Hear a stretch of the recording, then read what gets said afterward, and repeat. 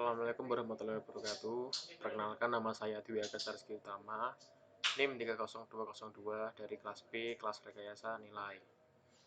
Kali ini saya akan mempresentasikan tugas rekayasa nilai berupa Value Engineering Study Report dari proyek Southwest Regional Water Supply atau disingkat SWRWS.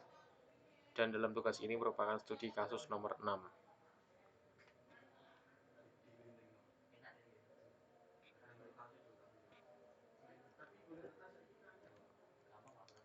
Latar belakang proyek: Kota Deming, Kabupaten Hidalgo, dan Komisi Irigasi Gila Basin atau Gila Basin Irrigation Commission disingkat GBIC telah mengusulkan proposal untuk mengalihkan dan menyimpan air Sungai Gila yang ada di bawah Undang-Undang Pemukiman Air Arizona atau AWSA tahun 2004. Proposal GBIC ini terdiri dari komponen penyimpanan dan pengalihan irigasi.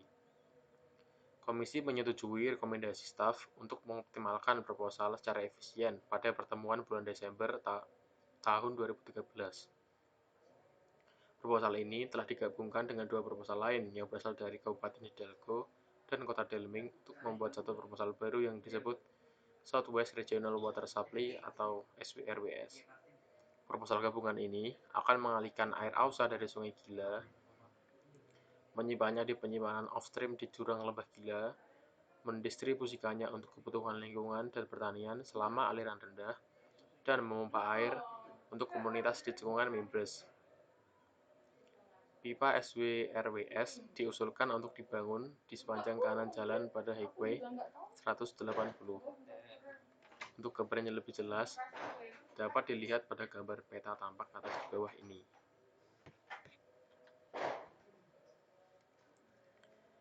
Di samping ini adalah gambar tampak atas gambaran dari proyek Southwest Regional Water Supply. Berikut adalah peta yang dapat kita lihat dari tampak atas.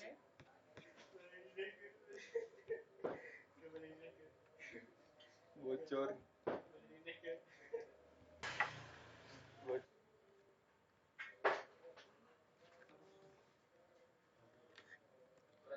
Metode studi VE.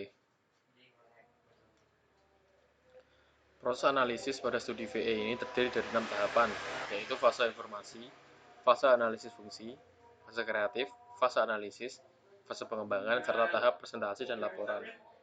Berikut adalah uraian dari masing-masing tahap. Pertama adalah fase informasi. Setiap anggota tim VE diberi laporan dan informasi perkiraan biaya untuk proyek sebelum lokakarya. Mereka diberi beberapa instruksi untuk dapat beradaptasi dengan proyek tersebut. Fasilitator VE meminta tim desain memulai studi dengan tinjauan proyek yang sangat luas, dengan konsentrasi pada tujuan dan kebutuhan proyek. Fasilitator VE kemudian meminta tim desain untuk mulai secara bertahap membahas proyek dengan meningkatkan detail dari tiap elemen proyek. Fasilitator VE dengan sangat terbuka mendorong tim anggota VE untuk mengajukan pertanyaan mengenai tinjauan yang telah disampaikan. Selanjutnya adalah fase analisis fungsi. Kegiatan selanjutnya yang dilakukan adalah menyiapkan diagram analisis fungsi atau diagram FAS. Alat bantu ini menekan tim analisis untuk melihat proyek dengan pandangan baru. Misalnya, jika kelompok teknis diberi tugas untuk meningkatkan sistem pemanas atau sistem pendingin udara gedung kantor dengan menggunakan analisis fungsi untuk menganalisis sistem HVAC, tim VE melakukan brainstorming fungsi suhu kontrol. Ini memaksa tim VE untuk memperluas jumlah solusi yang mungkin sehingga meningkatkan kemungkinan untuk bisa mencapai solusi yang lebih baik. Misal dengan brainstorming pada fungsi kontrol suhu, tim studi dapat melihat tingkat isolasi, skema penetrasi, penyimpanan termal, atap reflektif, orientasi sebuah bangunan, landscape, dan lain-lain. Berikut adalah diagram FAS yang telah dibuat oleh tim VE. Seperti biasanya dalam diagram FAS ini, kita membacanya dengan kita menggunakan logika untuk bacanya, yaitu menggunakan pertanyaan why untuk mendapatkan jawaban dari kanan ke kiri, dan menggunakan logika how untuk mendapatkan jawaban dari kiri ke kanan. Selanjutnya adalah fase kreatif. Untuk menentukan fungsi-fungsi yang ada, tim VE melakukan brainstorming dengan alat bantu berupa hukum Pareto. Hukum ini berisi pernyataan bahwa 80% hasil dari suatu proyek dihasilkan hanya oleh 20% dari item proyek pada proyek tersebut. Sisi curah pendapat secara formal menghasilkan sebanyak mungkin metode alternatif untuk mencapai fungsi yang dipilih yang nantinya dikembangkan menjadi suatu usul atau gagasan.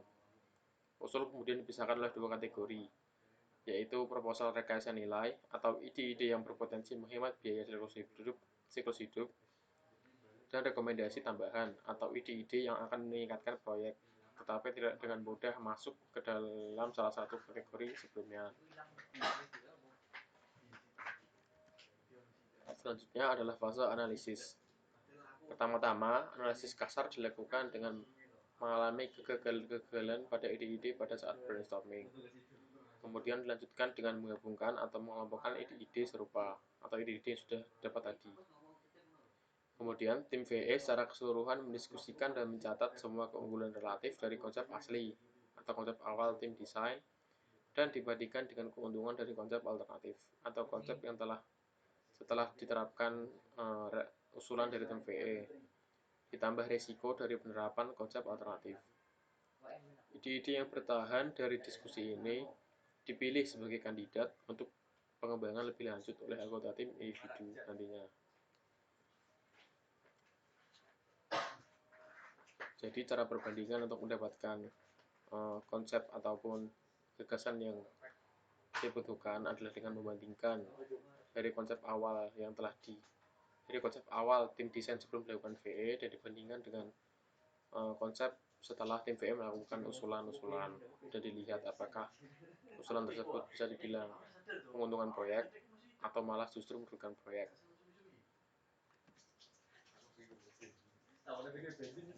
Selanjutnya ialah fase pengembangan. Pemeriksaan teknis sepintas dilakukan setelah fase analisis. Tujuan dari pemeriksaan ini adalah untuk melihat bahwa apakah alternatif tersebut memang layak secara teknis dan untuk menjelaskan alternatif mana yang lebih baik oleh tim desain. Analisis ekonomi dari alternatif yang layak secara teknis juga dibuat. Analisis ekonomi ini dilakukan berdasarkan life cycle yang ada pada saat ini. Tim VE membandingkan data biaya awal dengan data biaya setelah diterapkan alternatif, sehingga perbandingan yang tepat dapat dibuat. Ide-ide yang lolos analisis teknis dan ekonomi ini, serta menurut pendapat tim VE harus dimasukkan ke dalam desain, akan disiapkan sebagai proposal formal. Tim VE juga menyiapkan rekomendasi tambahan. Rekomendasi-rekomendasi ini adalah ide-ide yang menurut tim VE akan menambah nilai proyek, tetapi tidak serta-merta menghemat initial cost ataupun future cost. Kemungkinan rekomendasi tambahan ini dipertimbangkan sangatlah kecil. Jadi pada fase pengembangan ini, tim VE mengategorikan usulan-usulan yang ada ke dalam dua jenis usulan. Yang pertama adalah usulan yang dimasukkan ke dalam bab proposal yang nantinya akan lebih diperhatikan dan lebih ditinjau oleh tim VE maupun tim penilai. Dan yang kedua adalah kelompok-kelompok rekomendasi atau gagasan yang berupa rekomendasi tambahan. Jadi rekomendasi tambahan ini berpotensi untuk ditinjau, tetapi tidak se-urgent dari rekomendasi-rekomendasi yang ada pada bab proposal. Jadi kemungkinan untuk diterapkannya rekomendasi ini bisa dibilang lebih sedikit ketimbang rekomendasi-rekomendasi yang ada pada bab proposal formal tadi. Tahap presentasi dan laporan. Semua proposal, rekomendasi tambahan, dan ide yang dianalisis tetapi tidak diusulkan dicatat selama studi VE dan disusun dalam laporan pendahuluan untuk dipresentasikan kepada Dewan Peninjau yang nantinya akan dipertimbangkan. Setelah Dewan Peninjau memutuskan disposisi proposal dan rekomendasi tambahan, laporan akhirnya akan disiapkan. Jadi dari semua rekomendasi dan gagasan yang telah dikelompokkan tadi, tim VE akan mendapatkan tiga pengelompokan rekomendasi. Yang pertama adalah rekomendasi yang dimasukkan dalam proposal formal. Yang kedua adalah rekomendasi dalam rekomendasi tambahan. Dan yang ketiga adalah rekomendasi yang tidak termasuk dalam dua itu karena dilihat langsung itu bisa dinilai bahwa rekomendasi itu merugikan dan tidak ada untungnya bagi proyek. Namun rekomendasi ketiga ini juga dilampirkan dalam studi reportnya. Berikut ini adalah rekomendasi-rekomendasinya yang saya tampilkan.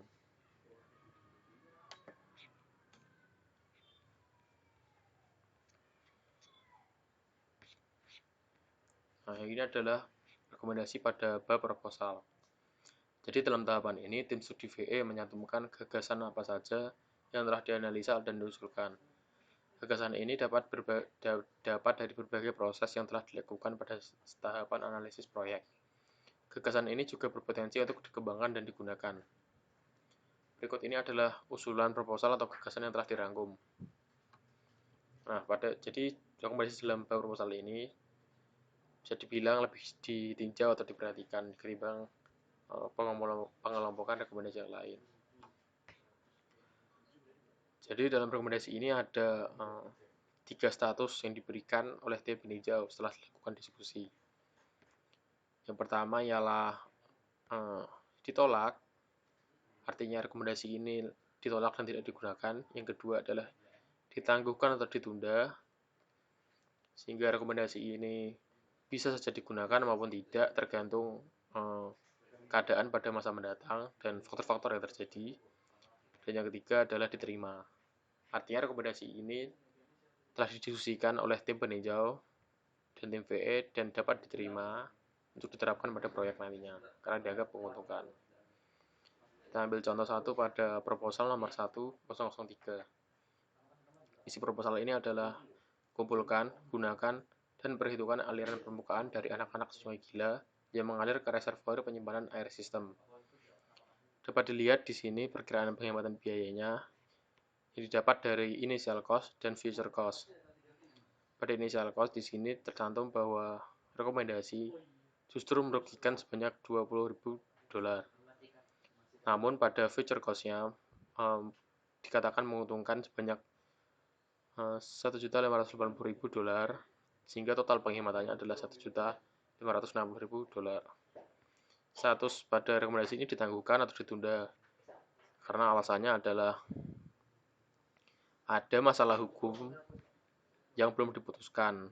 Jadi ada halangan-halangan pada kendala hukum yang belum diputuskan atau disepakati oleh pihak peninjau. Di sini dikatakan bahwa peraturan pada OC mengharuskan bendungan melepaskan limpasan banjir dalam waktu 96 jam. Dan juga ada beberapa hukum lain yang masih belum ditinjau, sehingga dapat dikatakan rekomendasi ini masih ditunda dan belum tahu putusannya. Contoh kedua adalah rekomendasi yang ditolak. Saya ambil dari proposal 01009. Isi proposal ini adalah gunakan pipa baja untuk membawa air yang dialihkan dari intake Koanda hanya di struktur pengalih BHI melalui penjajaran yang tertimbun dan ditinggikan di sepanjang Sungai Gila untuk dibuang ke reservoir Spar. Penghematan biaya di sini dapat dilihat adalah sebanyak $5.200.000. Statusnya ditolak, alasannya adalah karena masalah lingkungan dan resiko gangguan lingkungan yang lebih tinggi. Selain itu, gagasan tidak diinginkan secara estetika. Usulan ini juga membutuhkan perawatan akses jalan, akses konstruksi, dan akan menjadi hambatan. Ini adalah alasan-alasan mengapa rekomendasi ini ditolak. Jadi walaupun rekomendasi ini menguntungkan dalam segi ekonomi, namun tentu saja ditolak karena ada beberapa hal yang tidak dapat diterima oleh tim peninjau karena dianggap merugikan ke depannya nanti. Untuk ketiga adalah proposal atau rekomendasi yang diterima, yaitu nomor 1013. Isi rekomendasi ini adalah mengkonsolidasi reservoir POP dan reservoir Sycamore menjadi satu reservoir yang lebih besar di tebing Greenwood. Penghematan biaya di sini terjadi adalah $70 juta. Statusnya diterima, alasannya adalah sebagai berikut. Terdapat 7 alasan di sini yang intinya adalah semuanya menguntungkan bagi proyek. seperti hanya mengaruhi satu lembah atau tebing yang seharusnya mudah perizinan, mengurangi infrastruktur tambahan untuk bendungan, mengurangi penguapan karena total permukaan kurang, mengurangi kepala pompa untuk mengatasi pembagian karena ketinggian permukaan air, menghilangkan beberapa pipa pengangkutan untuk mengisi kamar, biayanya sehingga berkurang, menghilangkan beberapa area konstruksi dan kebutuhan untuk mengakses jalan konstruksi, setelah berdasarkan kunjungan singkat geologi waduk di lokasi bendungan, dapat menguntungkan situs-situs yang lain. Jadi dari kegiatan tadi adalah contoh dari rekomendasi pada tahap proposal dan sudut pandang peninjau bagaimana dalam mengambil keputusan rekomendasi itu ditolak, diterima maupun ditangguhkan atau ditunda. Selanjutnya adalah rekomendasi tambahan.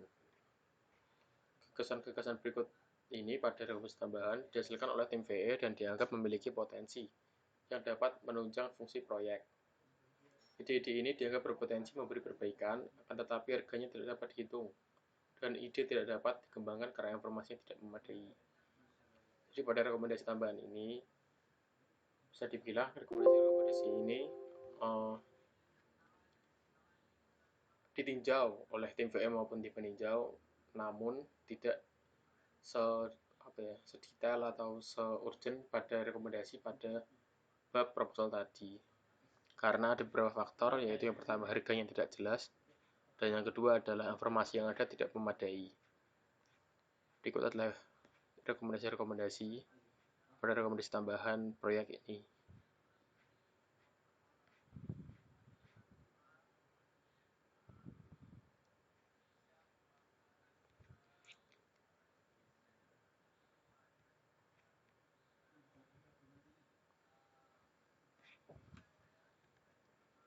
Kesimpulan, dari berbagai ide gagasan yang telah dibuat, ada pula ide-ide gagasan yang telah dianalisis namun langsung ditolak oleh tim VE, karena gagasan dianggap lebih merugikan daripada menguntungkan proyek, baik dari segi fungsi maupun harganya. Jadi dari kedua rekomendasi tadi, yang berupa proposal dan rekomendasi tambahan, ada satu lagi pengelompokan rekomendasi, yaitu kumpulan ide atau gagasan rekomendasi yang ditolak secara mentah-mentah oleh tim VE. Karena rekomendasi-rekomendasi itu dianggap langsung tidak menguntungkan dan dapat jelas bahwa tidak dapat menguntungkan bagi proyek, baik dari fungsinya maupun harganya.